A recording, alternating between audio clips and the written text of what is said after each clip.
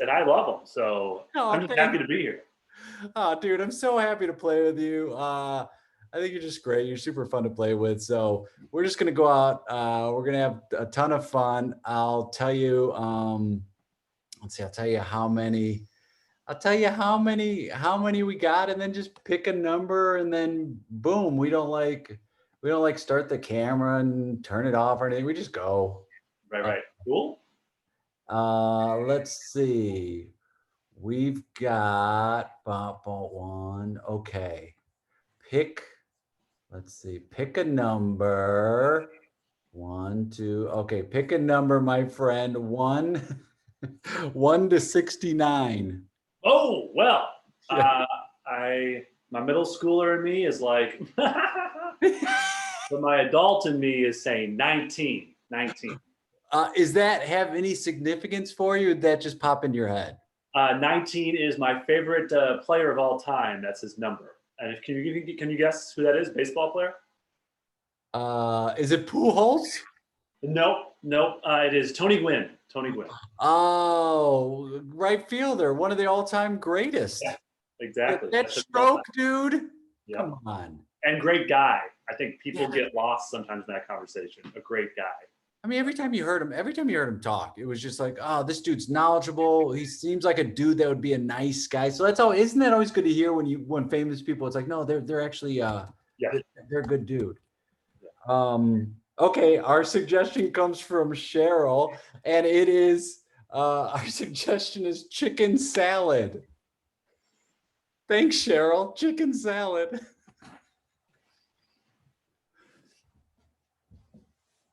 Hey. Yeah. Hey, Craig. Yeah. I'm in here. Tony. Yeah. Look, I'm gonna need some help. Okay. Oh, geez. Yeah. You're really down there. Yeah. It's kind of embarrassing how I got here, but look. Wait. Tell me. I'm not gonna judge you. Well, I want it. You're not going to judge me? I swear to God, I'm not going to judge you. And if I smile, it doesn't mean I think it's funny. I'm just, now you said like it's embarrassing. There's a lot of tension right now, but I'm not going to laugh. And if I do laugh, it's more that I'm uncomfortable that I'm laughing at you. But I promise I'm not going to judge you, okay? Fine. All right, this is the highest I can get. Okay. Look, I wanted to make a wish. I mean, in the process of wanting to make that wish, I realized I didn't have any more change, which I might need later. So while I was about to drop the change into the wishing well, I tried to grab it. The change or the well? No, well, probably I should have. Hindsight's 2020. I was trying to grab the change, and okay, gotcha. I don't know if you know this, but Craig, the change falls pretty quickly once it's dropped. Yeah, it's gone. Yeah. It's not a wishing where you just like, oh, hang on, can I just take this phone call real quick? No, it's good. Craig, I got all day.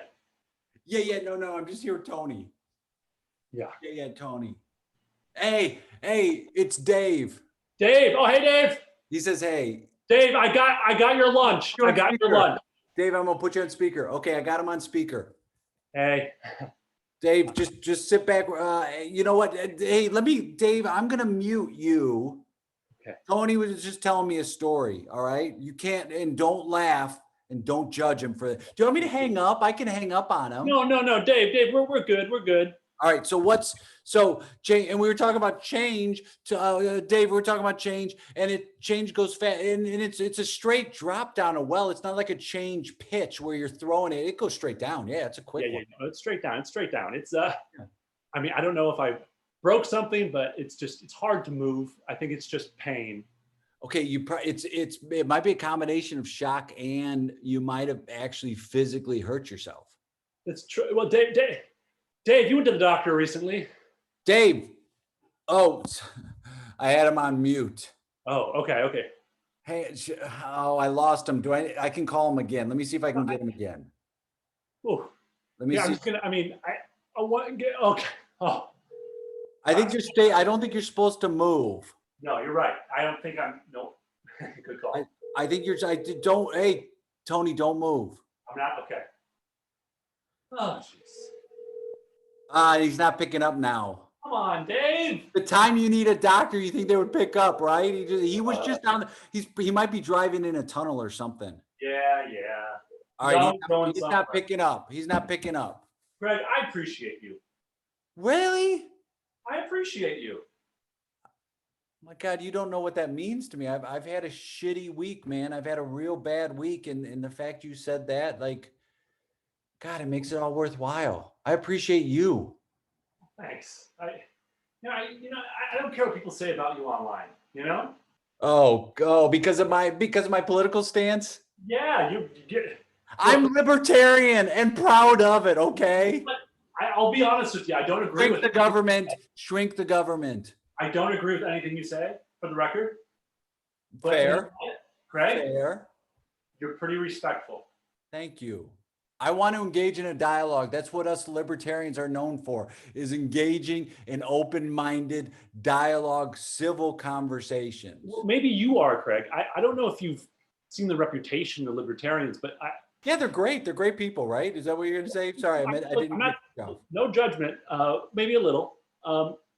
Look, I just haven't met a lot that have like constructive dialogues on social media. Huh. That's wow.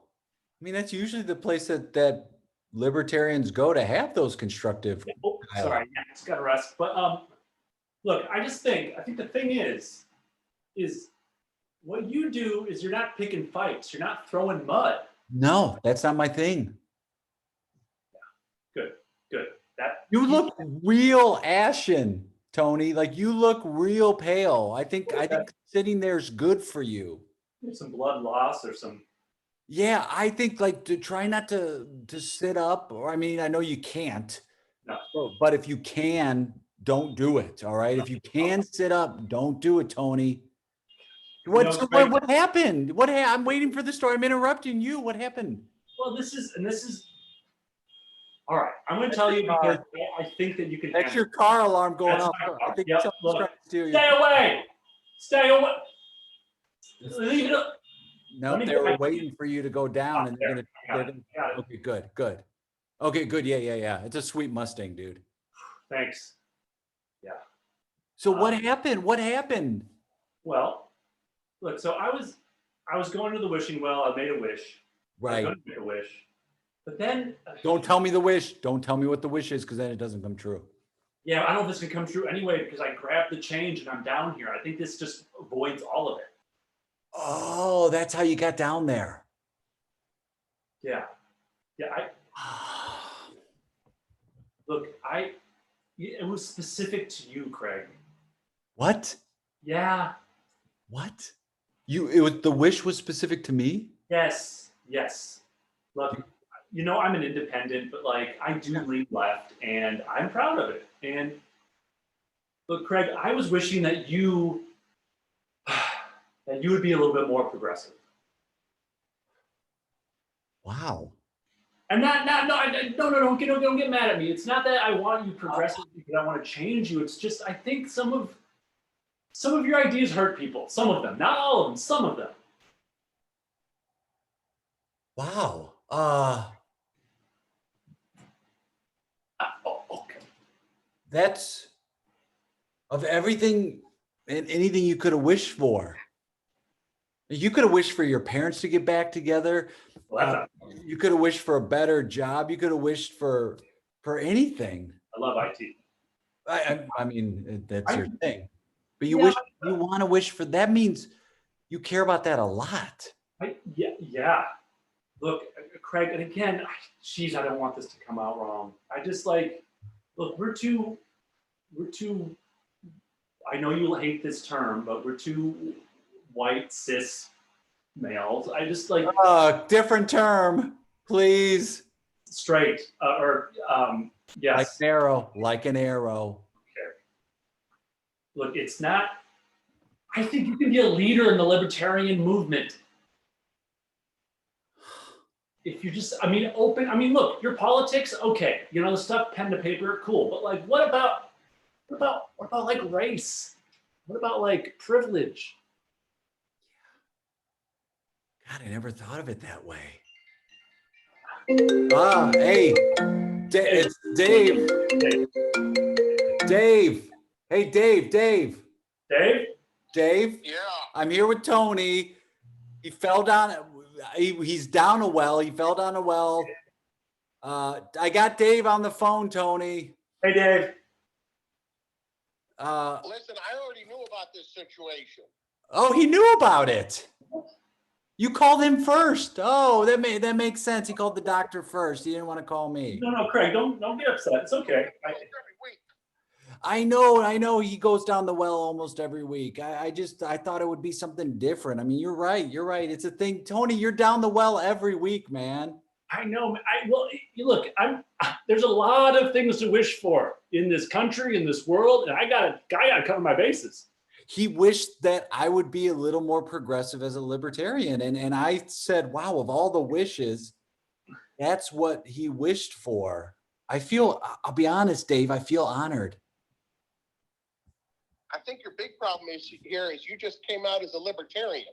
Right. But I feel like maybe it's like a shirt. And if you try it on, it doesn't fit, try on a different shirt.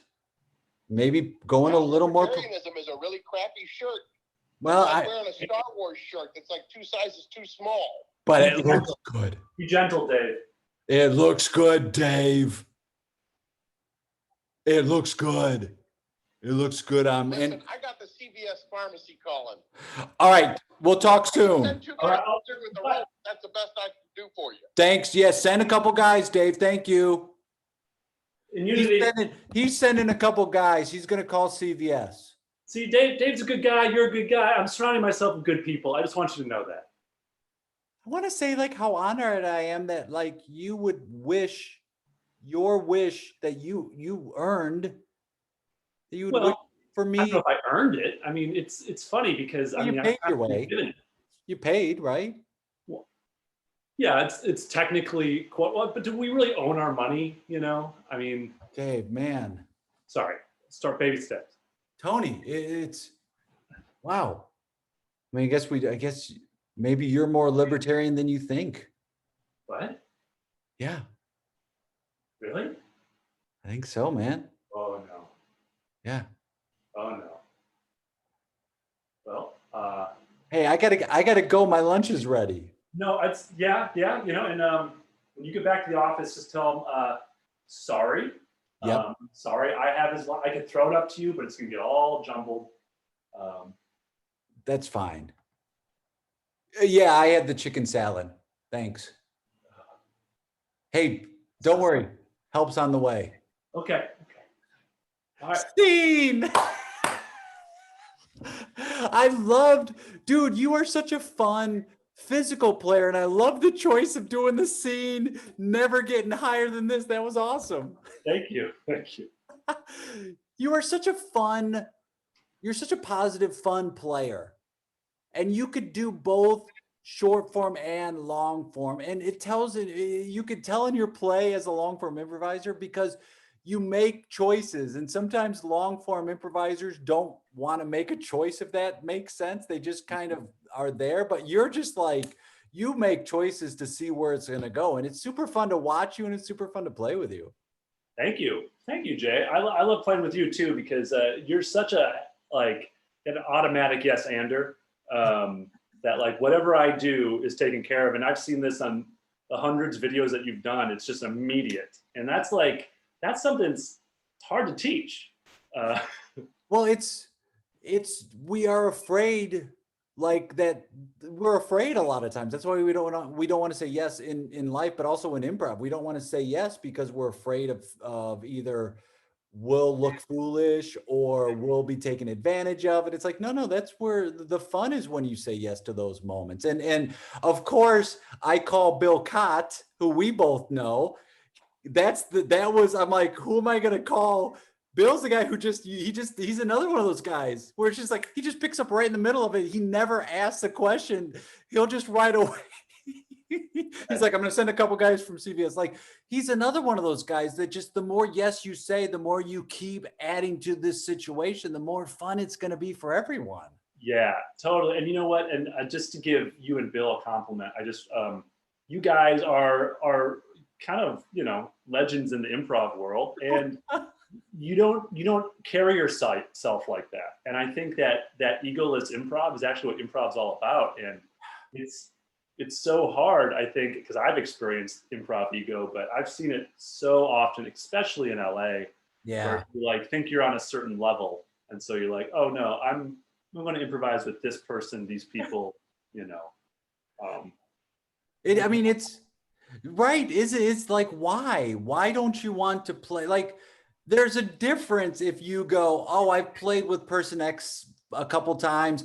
They play a different style. They want to do something. They like, for me, it's like, oh, they might want to play stuff that's inappropriate. That's not my jam. But like, to be thinking that you're at a certain level in improv, it's like, okay, come on. Right. And yeah, and you sometimes see that from teachers, sometimes you see that from students.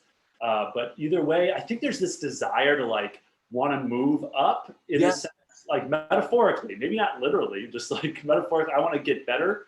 And sometimes I always feel like I'm fighting the uphill stream, because at Rogue Improv, we intentionally are levelless. And some people after a while need to take a break. That's cool. But some people, rather than say they want to take a break, they're like, I think I could be learning more if it was a different level. Right. And I'm like, well, maybe. I'm not going to say no to that. But also, if you really ask me, I'm like, every teacher brings something different. So you're going to learn something different from every teacher. Doesn't know if they're a brand new teacher or have been teaching for 20 years. They're going to bring something different.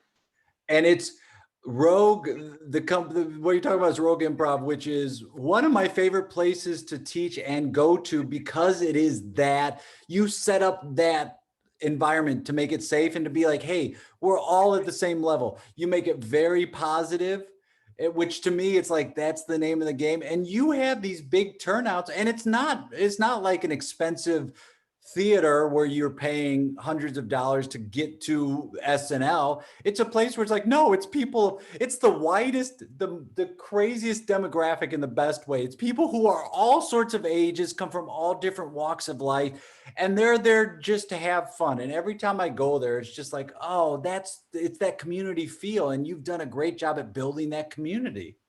Thank you. Yeah. And it's interesting. It's interesting because you kind of, over the years, you kind of see how levels can create this kind of separation. Yeah. So it's like, well, let's ditch that. Now at Rogue also, if we had levels, we'd probably have 2, because we don't have that many people that come. But still, we once we had an audition for a team through Rogue, like our Rogue's first house team. And I didn't think of it at the time, but that created a level. Yes. Yeah. And so that was a bust. But we experimented.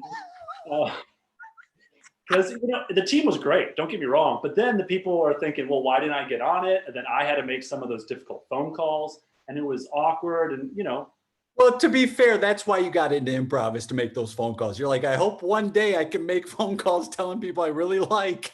Sorry, you're not going on to this smaller club inside our small club. Right. Because if everyone's making these house teams, you're like, oh yeah, that's incentive. To audition for a team, there's some excitement there. So the challenge is always just can you have that excitement every week?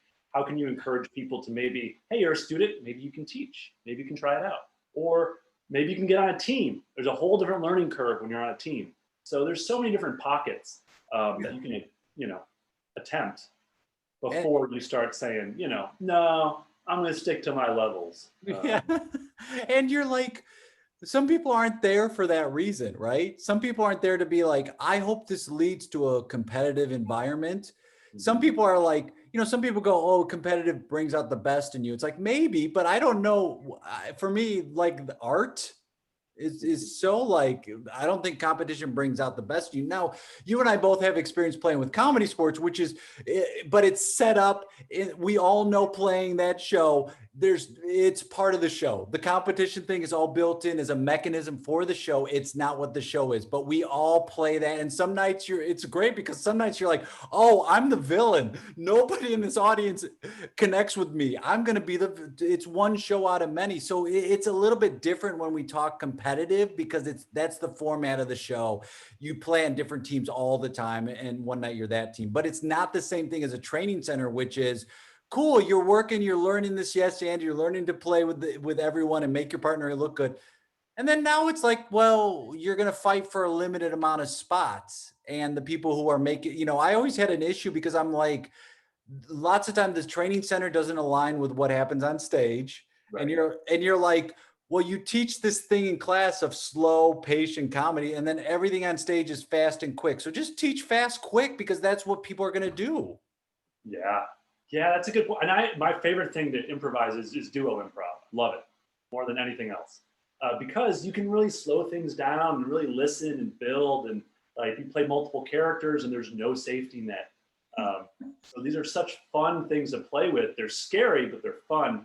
And after you kind of branch out and do that, I don't know, like after I do a duo improv, I'm like, it's hard for me to sometimes transfer over to short form and comedy sports. Well, I love it. There's kind of that different gear because you have to get out information quick. Totally.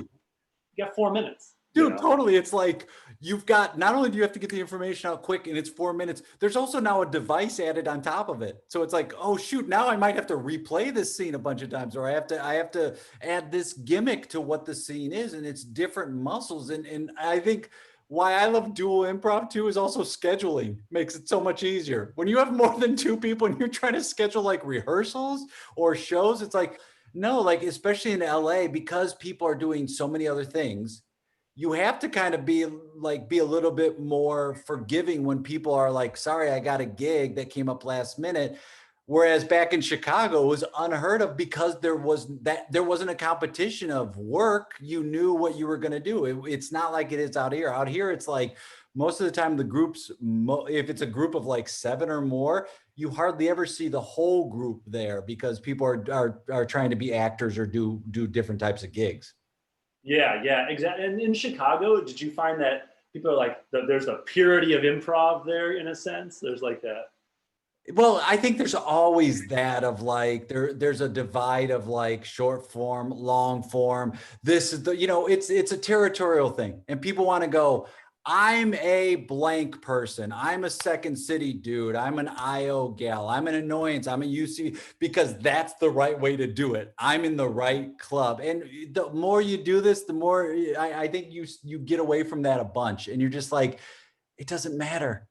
It doesn't matter. Like what I love doing this is like, I don't know, what's your style? I don't play my style. I want to play what do you do? I'm excited by that. And I think this whole pandemic has really changed things because it's now borderless and we can improvise with people all over the world, and the improv theaters are closing. Mm-hmm. Right. Which is sad and needs to be grieved on some level, but it's also giving birth to new things, which, let's be honest, that's what's been needed at some of these bigger theaters. 100%. You need to break it down because there's this hierarchical system in the works, and it's like, no, this isn't serving us anymore. So, and you look at it like, I've been on the inside, I've been on like the producing side of it at theaters, and it's like, yeah, it's not an easy gig. You're like, oh, we want these people to perform. Well, we have a limited amount of spots, and you're trying to run a business. And if you put this team up there, people are going to come out. They might have been a team that's around for a while, but that's going to happen. So then you balance it with, okay, can I bring in a new team? I mean, it's not the easiest thing to do. And a lot of these theaters are set up where it's like, hey, we're just here fun. It's a fun playhouse. But then you realize, no, it becomes a competition thing. And getting back to what Rogue does, it's like we do a class. Sometimes there's like a show afterwards, but then it's like, let's go grab something to eat. I mean, it really is like the best. That reminds me of the old days where that's what we would do. Afterwards, you're like, oh, let's go get something to eat. It was not, I'm chasing to get somewhere. I want to be this team. It's more like, wow, look at these interesting people I'm hanging out with. Yeah, totally. Sometimes at Rogue, I'll say, and I say it jokingly, but there's some truth in it, where I'm like, hey, if you're looking just to put this on your resume, get out of here. What we're really doing is we're building up like life skills. Yes. So playing. So it's like both of this where you're just exercising your creativity and you're actually becoming a better person if you really like adhere to the improv principles. I mean, there's only one of them, and Jay, maybe there's more, but I think there's one like make assumptions. It's probably not a good transferable lesson. But otherwise, beyond that one, I'm trying to think. Most of them work perfectly for life skills. Yeah, I mean, I think so. That's why I'm doing it now. Like, I want to help people become better versions of themselves and be like, oh, before you say no to something, how can it work? Say yeah, or defer judgment of yourself. Yes. And take those skills, move forward and listen, have that presence and try to stay moment to moment and listen. And for me, it's like make positive choices and look at things like a gift. And I agree. I'm like, a lot of those are life skills. And how did you get into improv in the first place? Like, what was the first class or show you did? Well, the first time I ever even saw it or considered it was Whose Line Is It Anyway? And I just was like, this is amazing. At the same time, there was some skepticism, even before I knew kind of how the sausage was made, where I'm like, this is TV, so they can edit. Right. I find out that, they recorded a full hour show and probably cut it down to 20. Yeah. So, which is okay. That doesn't take away the magic for me. But when I was a kid, it did, to thinking of that. So that didn't really hook me. Like wrestling. Yes, exactly. Because wrestling, it's work. Right. It's pain involved. There's injuries. That's real. Yeah. But yeah, so I didn't really kind of get hooked until it happened to me personally, where I didn't get involved with acting until I was a senior in high school. I always wanted to do it, but I played basketball, tennis. I was a sports guy. I'm 6'7", so hey, you should play basketball. No, I love basketball. I always did. Yeah, so senior year, I had to memorize just a really short amount of dialogue, and I had it written down on a piece of paper because I was giving a speech in the play. So I cheated. I completely just read off the piece of paper, and the director didn't care because it was such a small part and whatever. So my only line I had to memorize was the pastor in the play quiets down the crowd, and I'm the mayor. So what I said, I just have to memorize one line, and that's "Thank you, Pastor." That's it. Instead, one night I accidentally said, "Thank you, Mayor," and I was like, I kind of had a deer in headlights moment. I go, "Oh, that's me. Thanks to me." All right, so I just became the arrogant mayor. Wow. And I asked, I was like, "Geez, I really messed up." They're like, "What? It was great. Got a big laugh." And I was like, "That's not scripted." They're like, "Oh, well, that was great. Wow. We didn't know." And so I improvised my way out of it. But also realistically, if you look back at improv or just like what improv is, I was doing that as a class clown in Totally. Your whole life you were doing bits. Yep. Exactly. So I wanted to make people laugh, but I didn't want to push the teacher far enough to like get me in trouble. So that was always the dance of tension. You whisper. I always say we whispered in the class clown's ear. We didn't we would tell them the thing to do and then they would do it and then they'd get in trouble. Right. And so you kind of learn along the way, but that's how you develop your sense of humor. And that's how you kind of know what's funny, what's not funny, and which are all skills I think improvisers possess. Yes. So yeah, but then in college, I ended up hearing about it more. There's an improv group on campus, which I auditioned for and did not get in. And I was upset. But then I realized I was doing improv already with a social justice theater group that I was involved with in college. But we weren't doing like funny improv. We were doing funny, but also serious improv. We were improvising in general. Right. So my first kind of experiences doing that was with, kind of heavy topics. And that also is, as an artist, that's what I gravitate towards anyway, kind of an artivism, laughtivism. Yeah, it's a passion for you. Oh yeah. I love it. So so that's kind of the beginnings in college. Then, there's a few times when I didn't make the traveling baseball team. I was like, what? When I went to make the improv team, I was like, what? But it was a humbling experience. And I was like, all right, there's something I can learn, something I can get better at. Wow. And when I came out to LA in 2009, pursuing TV and film, pretty quickly I discovered improv classes, and I was like, yeah, this was always fun. Why don't I do it in a class setting? I took one class with Jill Bernard, the legendary Jill Bernard, Yes. Minneapolis, and she was such an awesome improv teacher and guide that when I moved out to LA, I was like, all right, well, I got to do this again. It just matters where. And yeah, she is unbelievable. Yeah. And one of those, in the same way that you also with Rogue have had an effect on people in a similar way. She has this effect on people, and it's like people can trace it back and go, oh, because she makes it fun and she makes it safe. And she's like, we're all going to play and make it a thing we can all enjoy. And you do that same thing. You come out at the beginning of the Rogue, the classes, and you say, hey, here's what we're doing. Let's just make sure we're all on the same page. And you bring in those different teachers each time to get, I mean, people don't have to go to different levels because you have different teachers coming in to teach, and you're giving people an opportunity to teach as well. And so I think that's a huge, I mean, that's a huge thing for me of what's pushing improv forward, are people like you who make that move to go, let's open it up. Everybody's welcome. You want to teach? Let's give you an opportunity and see if that's something you really want to continue to do or not, but we'll put it in a safe environment. Yeah, totally. And that's the thing too, is I always had this, like, I always worked with kids growing up. I was always kind of in a little bit of a coach role. Yeah. So for me teaching, I was like, oh yeah, it's just a matter of time. But a lot of people aren't like that. Like that's part of my ego that maybe isn't always the best, but I'm like, oh, I'll lead that. So I was like, well, if I can take some of that confidence and say, look, like, just to call out a few awesome people at Rogue, like Eric Billitzer, like he's now teaching regularly at Rogue, and he's fantastic. Yeah. So I kind of was like, do you want to do that at Rogue? He's like, oh, yeah, can I? Like, yes, please. And same with Jermaine Williams, another guy who's like, he's been fantastic. But so these guys have known these things for Nicole Pratt. Yeah. She taught Zumba, and I was like, well, you're a great teacher. Just apply what you know. Yes. You already are ahead of the game. You're a teacher. You're already ahead of it. Yeah. And that's great to give those people that opportunity, and then say, hey, if you like it, cool, let's continue to nurture, because we don't have a lot of nurturers. We used to have some in improv. We used to have a bunch, and they've gone away for authoritarians, and people want their ego fed, and people want to get paid. And now it's good to have like nurturers. I think it's such an important part of this art form is nurturers. And if people want to reach out to you to like follow things you're doing, learn more information about Rogue, bring you on as a coach or teacher or things like that, what's the best way they could do that? Awesome. Yes. Rogue Improv LA at Gmail. If you want to get on the email list, we just send out one email a week, so don't worry. And then, find me on Facebook, Instagram at Michael J. Sielaff. I think I'm the only one.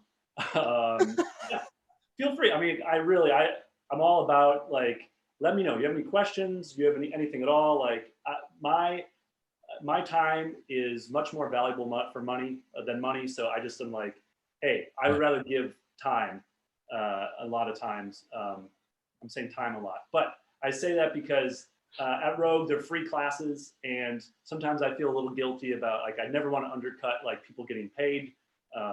So we do pay our teachers. So if you want to teach at Rogue, let me know. But just reach out to me on Facebook, Instagram. My email is michaeljsielaff@gmail, whatever. It doesn't matter to me. So. Oh, Michael, I'm a big fan of yours. I'm so thankful you took time out, and whether it's in person, whether it's virtual, whatever, I can't wait to play with you again, my friend. Thank you so much. Thank you, Jay. I really appreciate the invitation. All right. Appreciate you. We'll talk soon.